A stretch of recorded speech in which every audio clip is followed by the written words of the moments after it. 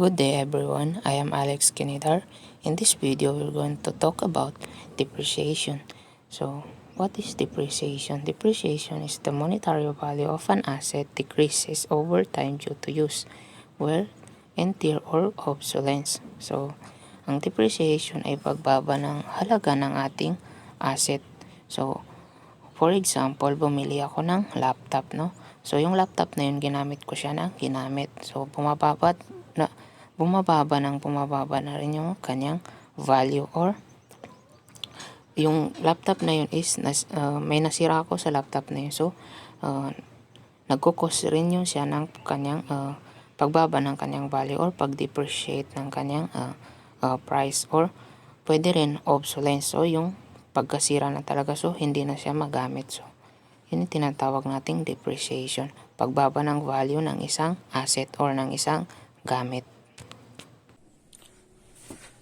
In this lecture, we're going to talk about on how to compute depreciation. So we have different methods on how to compute depreciation, but I only show you the straight line depreciation or straight line method. So straight line method, from its name straight line, so the cost has a linear variation, or it has a line. So I have here a graph to show you. So we have here the x-axis represents or equal to time, and we have here the y-axis represents the cost. So for instance, I bought an item. So the first period I buy that item, it will be the first cost. So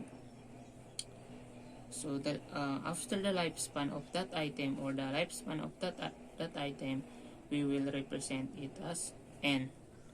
And we have here the SV, which means the salvage value. So salvage value is the lifespan value of that item. And we have here the D, it means the depreciation. So it is the original price to its depreciation. And for example, I have arbitrary time M. So we will call this book value at M, or the book value at that time, at that point time. And we have here the DM, or the depreciation at that point in time.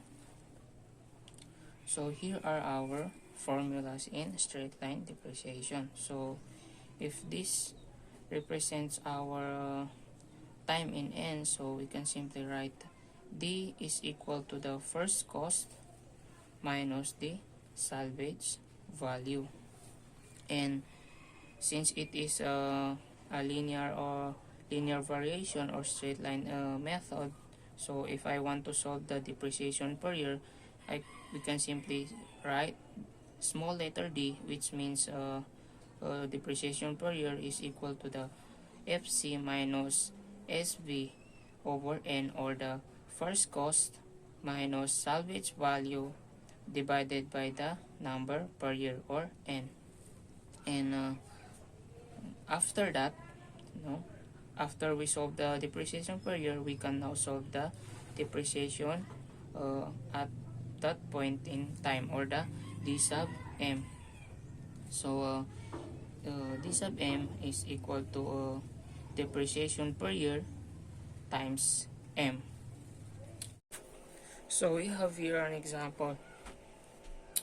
What is the value of an asset after 8 years of use if it depreciates from its original value of 120,000 to its salvage value of 3% in 12 years? So for us to solve this, we're going to identify first the given variables. So we have here the 8 years and the original value of 120,000 and the salvage value of 3% in 12 years. So now I can see that the first cost, or the FC, is the 120,000. So FC is equal to 120,000, and the salvage value of 3%. salvage value. So 3% is 0.03 times 120,000. So 0.03 times 120,000 is equal to 3,600. So that is the value of our salvage value. So I can also see that the lifespan of our asset is 12 years. So N is 12. So we are being asked the value of asset after 8 years. So if I have a arbitrary year, so we have M is equal to 8. So that is our arbitrary year. So now we have the variables we are now ready to solve. So in our straight line equation, depreciation per year, yearly depreciation is equal to first cost minus salvage value over number of year, or the N. So we're going to substitute the 120,000 minus salvage value of 3,600 over the lifespan of our asset, which is 12 years, or 12. So 120,000 minus 3,600 divided by 12 is equal to 9,700. So that is our depreciation yearly, or per year. So we are being asked that what is the value after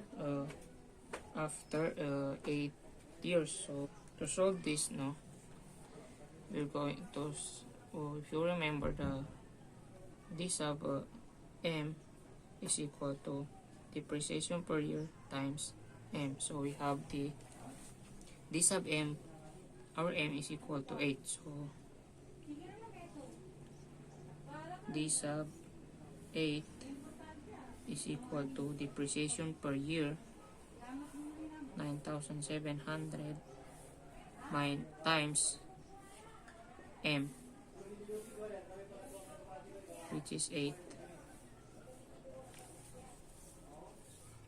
So 9,700 times 8 is equal to 77,600. So that is our d sub 8. So we are being asked what is the value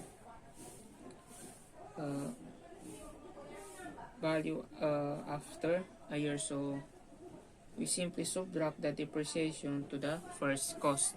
So our first cost is 120,000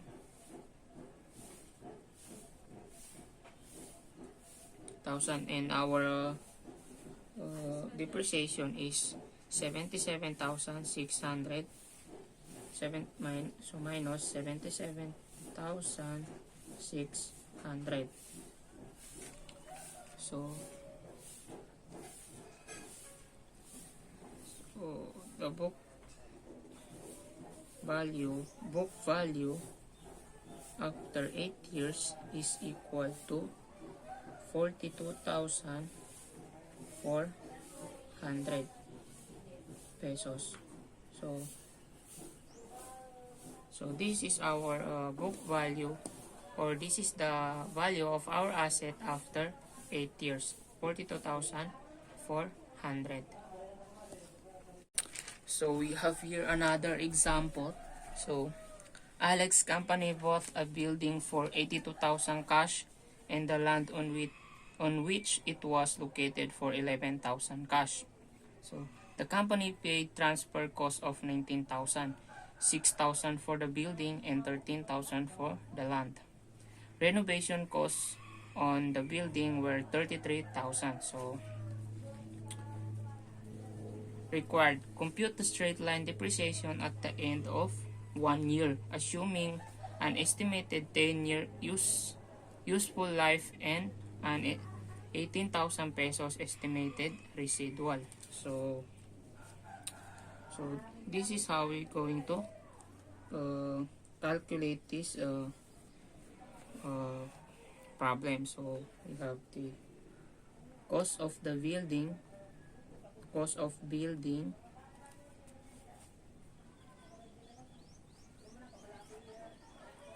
building is equal to cash plus transfer cost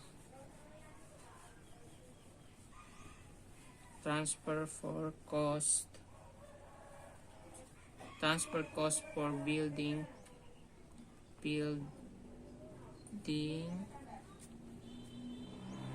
plus renovation cost.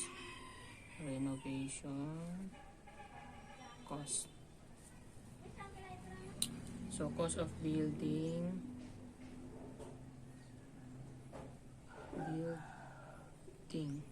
is equal to, so the cash is 82,000 and the transfer cost for building is 6,000 plus 6,000 and the renovation is 33,000. So the cost of building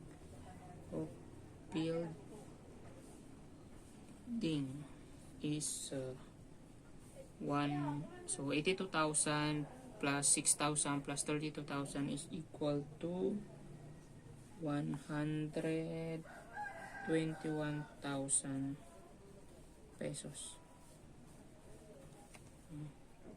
So 121,000 pesos. So that is our variables, given variables. So we have depreciation is equal to first cost, no? So yung first cost natin, or the cost of the building,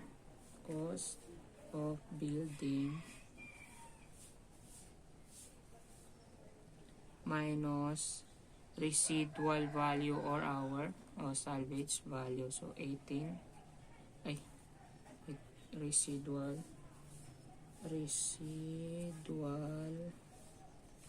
value, so divided by the useful life or our lives, N or our N, the lifespan value of our asset. So useful life. So we're going now to substitute. So D is equal to 121,000 minus residual value of 18,000 over useful life of, what is our useful life? It's 10 years. So 10. Now, so D is equal to, so 121,000 minus 18,000 is equal to 103,000 pesos over 10. So D is equal to, so 103,000 divided by 10 is equal to 10,300. So this is our depreciation straight line depreciation is 10,300 after useful life of 10 years.